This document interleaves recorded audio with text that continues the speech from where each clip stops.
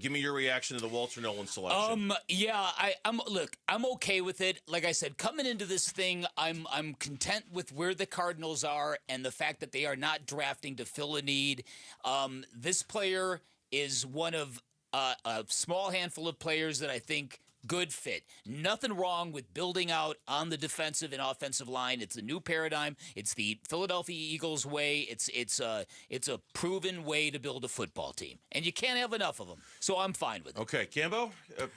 He's definitely a boomer bust guy. We talked about him being a little bit on the lighter side. He was one of the fastest risers in this draft, but an explosive first step, and the quickness and power from the interior, a little bit of short arms, but a lot of quickness and power from the interior, real fast riser, was at A&M, transferred to Ole Miss, really good football player, gives them that depth going forward when they start to lose some of these defensive tackles that are getting a little bit older. Wolf? Man, I'll tell you what, the defensive line, no longer a weakness for the Arizona Cardinals. It is a jam-packed room in so many different ways, David Charles. I love this. Once again, you can see the Philadelphia Eagles and the ghost of the Philadelphia Eagles all over how this team is being built right now, especially when you look at that defensive line room that was really bare last year. And now, oh my goodness, how many times did you see the interior three offensive linemen covered with an edge guy on the outside, especially in rundown situations? I can see this. They're going to have a rotation of defensive line that is really going to be both big and experienced and quick, especially if Darius Robinson becomes everything we think he's going to be. I mean, there are so many bodies that they have added at this position in the last month and a half. You get to training camp, you start talking about roster decisions where guys you just signed a year ago might very well be in jeopardy of not making this roster. Bilal Nichols, Justin Jones, et cetera, right? Like, I mean, they brought back L.J. Collier. They've got Barry and Calais, bringing in Tomlinson. It kind of suggests that, I mean, I know you want as many bodies in that room as possible. They're going to have to make some cuts in that room to accommodate the three brand new bodies they've just added to the room in the last month. They're not expanding that 53-man roster. You're right about that. No trade down. There was, there was some inquiries yesterday and the day before, just feelers, like if our guys there, but it's very likely the guys weren't there, So when the Cardinals got there, they had their choice. These were the guys they were looking at. They were never going cornerback. They were never going wide receiver. They were going with one of the five guys that I mentioned, and that was in the trenches. It was either going to be offensive lineman or defensive lineman. I like Nolen because Tomlinson's going to be, I think he's 31. Calais is 100. Right. Like, it's nice to have a guy in the system. This is what the Steelers were always great at. Having a guy in the system where they could let a guy go. Yeah. You're going to have a guy here, if Calais leaves or if Tomlinson falls off, you're going to have a guy that's going to easily slide in and replace him. Well, I think, and one last point for me, I think the idea that you have Calais there to be this voice of wisdom, to mentor these young players. Sure. There's a amplifier effect with it. Yes. I like the Nolen pick. Wolf, you know this. I mean, we've been talking about this for the last few days. Yeah. If he's really going to be the best interior pass rusher in this draft, as some people feel he is, Will Johnson was the guy I wanted. Gambo, you had already ruled that out before tonight. I did, yeah. I ruled out cornerbacks. Of the Gambo five, I did like Booker, and it wasn't just because I do a show with Wolf. I did like Booker, but Booker or Nolen were the two I wanted. So I love the fact that So you got one of the doubling. top two on my list. Yes. Wow. Okay, good. I like that they're doubling and tripling down on defense. I want them to be a defense-first team. Oh, they did. Yeah. You throw Bernsey. Tomlinson, Calais Campbell, Josh Incredible. Sweat, Nolen. Yeah. Oh, I my love God. it. I'm thinking of Give that to Dante Nick Rawls. Stills. Yeah, I like Dante Stills. I think, and see, that's where I start talking about cutting guys like Bilal Nichols and Justin Jones. I like Dante Stills. I like L.J. Collier. I like how he played last year. What are we? Oh, you just okay? Do we? No, I'm fixing the. We're good. Yeah, I'm back. it's okay. I was Right. that other mic stock was from the early 40s. So Oh, my goodness. Can you imagine what it smelled? I'm going to present the counter argument to Walter Nolen. Okay. Just for a moment. yes, The one position they said this draft was the deepest in was this one.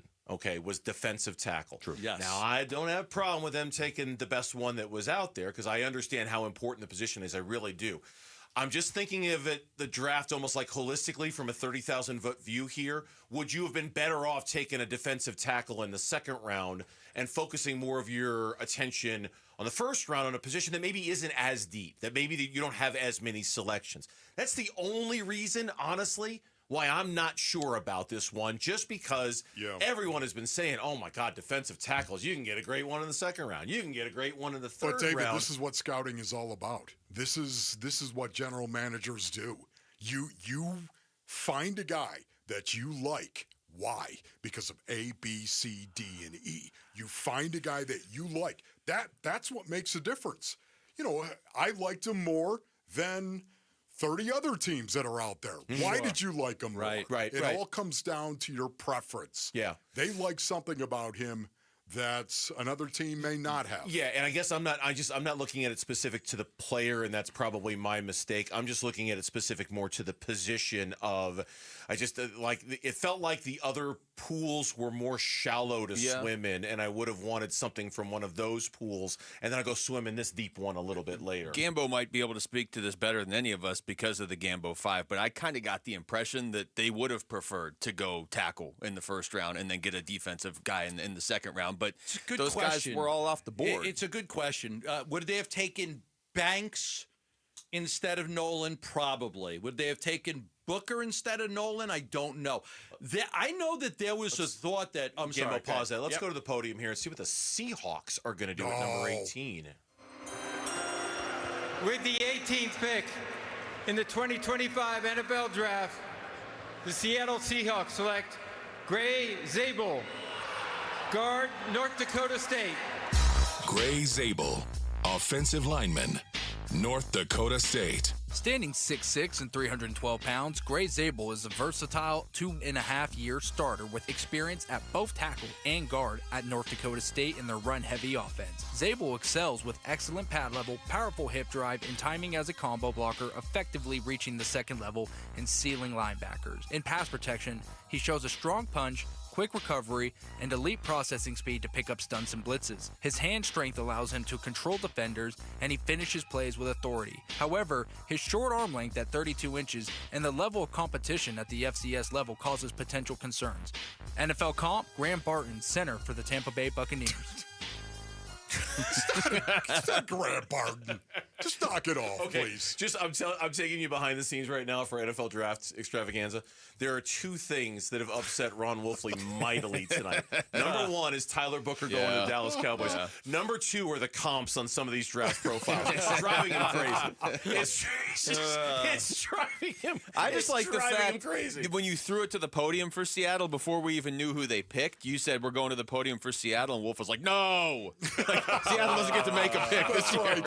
You know what though? This regime right now up in Seattle, they're looking at the line of scrimmage once again. Sure. They are all about the line of scrimmage. But isn't this whole draft right now all about the line of scrimmage? I would say so, Johnny. Look at this draft. Look at the draft. But I'm just saying, Mike McDonald last year, just looking at him in the kind of offense that he was running as well, it's a bang it and throw it. Wolf. Bang it and chuck it. Edge, offensive tackle, defensive tackle, offensive tackle, offensive tackle. Offensive guard, defensive tackle, linebacker, defensive tackle, edge, offensive guard. This whole draft is about building the interior. It's been dominated by the interior. The Philadelphia Eagles and what the Eagles did in winning the Super Bowl offensively and defensively. Everyone's looking at what they did. Here it comes. What a beautiful era to be an NFL fan where the blood sport is coming back into vogue. 11 of the 18 picks up until this point have either been edge rushers, defensive tackles, or offensive linemen. That's 11 of the 18 so far. I just did a quick head count real quick, not counting the tight ends, obviously. Whether you want to or not, that's up to you, but I didn't for my purposes. 11 of the 18 picks so far have either been edge rushers, offensive linemen, or defensive tackles. Wasn't the first defensive player last year like 14th or 15th? Wasn't it just all offense? Was that the wacky year last year? Where it was 15th. That sounds right. Yeah, 15. Yeah, and again, this is one of those like okay, I know it's cliche to say the NFL is a copycat league, and it is. people maybe are copycatting what the Philadelphia Eagles did, but they're also copycatting what's been a fundamental building block of the NFL since the minute it came into existence. I mean, this is nothing new here. No. It does feel like it's come back in vogue a little bit because of what the Eagles have been doing. I think it's the guy they hired. I don't think it has anything to do with the Eagles. I think they hired a guy whose philosophy and belief in building a system is building it from the inside out. I think Monty Ossenfort and the staff that they put together are big believers in Paris Johnson, Darius Robinson, Walter Nolen. It's about building your offensive and defensive line. I don't think it matters what the Eagles did. No, Johnny, I'm talking about the rest of the league. The rest of the league is looking at the Philadelphia Eagles and what the Eagles did. Yeah. Monty Ossenfort came in here from day one. What did he do? What was his first pick? Paris Johnson. Paris Johnson Jr. Right. Yeah. That's what he was going to do. It's JG talks about it all the time. It's his spirit position. Offensive linemen. That's what they love. Defensive linemen as well. I do know this, Luke, that I'm sure if I really thought about it, I could come up with something else. I don't know if there is a singular better position on the NFL field at wrecking a play than a defensive tackle who can wreck a play. Yeah. Right? Like, I mean, if you're just talking about a top 10 power ranking of guys who can screw up what you're trying to do offensively, I don't know if there's anything better than a defensive tackle who can just blow things up from the middle. Think about it from what we've seen those guys do to the Cardinals. Like I haven't checked. I don't know if Kyler Murray has tweeted like, "Oh, thank goodness we drafted this guy so I don't have to face him." But we've seen interior pass rush just kill the Cardinals in the past, and it makes sense. I mean, it's damaging to any opposing quarterback. If you have a guy coming off the right, Kyler can get to the left. If you have a guy coming off the left, he can get to the right. But if you have a guy coming right up the middle and jumping right through the line of scrimmage, right in the quarterback's face, it's a problem. And the flip side is it's great for your defense. I mean, this could be a truly destructive defense within a year or two now. Along those lines, Gambo, here's another thing to like about it potentially is the better you make your defense, the less you rely on Kyler Murray to be great all the time. Yes. Right? And I think this is nothing against Kyler, but the less you can ask of him in that regard, I think the better. And a defense that dominates, suddenly you're not expecting you don't need Kyler Murray to be special all the time. It's the field position battle. If you can force a 3 and out, you're getting the ball in good field position. So if you've got a good defense that's able to force 3 and outs, you're going to get the ball in better field position. You might have to go 20 less yards. The other thing is when Calais Campbell was on with you guys, he was on with you guys, right? He talked about how, look, I'm only good for about 35% of the plays. Yeah. You're looking for guys that can play the other 65%. You know, you're rotating. The best teams are deep on defensive line. They don't cut those guys. You're rotating those guys in and out, in and out, in and out. So you got an older guy in Calais. He's not playing 60% of the snaps. So you bring a guy like Nolen in and you say, okay, just go. I mean, you're going to be fresher. You're going to be deeper. You're going to force more 3 and outs. And again, like Cooper DeJean, the Cardinals should have drafted Cooper DeJean. Cooper DeJean was great because their front to 7 was getting to the quarterback. There was no time for anybody to throw the ball. Yeah, it's a great point. So, I think Max Melton's going to be just as good as Cooper DeJean. I really do. If Cooper DeJean went anywhere else besides Philly, he probably wouldn't have been as good. You know, once again, David, you were talking about it. The most destructive force in the football universe is a 3 technique. That's what it is. Walter Nolen is going to be a 3 technique.